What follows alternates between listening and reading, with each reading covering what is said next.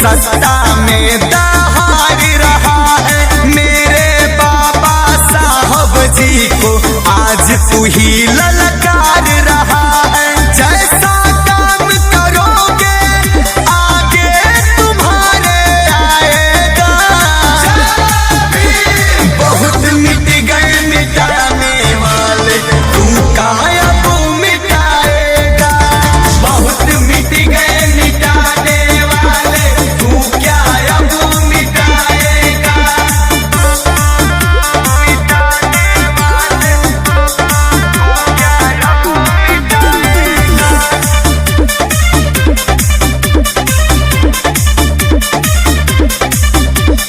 जुल्म करोगे देश में जब जब, तो आखंड करेंगे हम।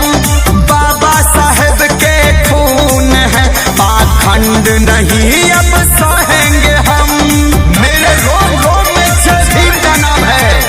जुल्म करोगे देश में जब जब, तो आखंड करेंगे हम। बाबा साहेब के खून है, पाखंड नहीं अब सहेंगे हम।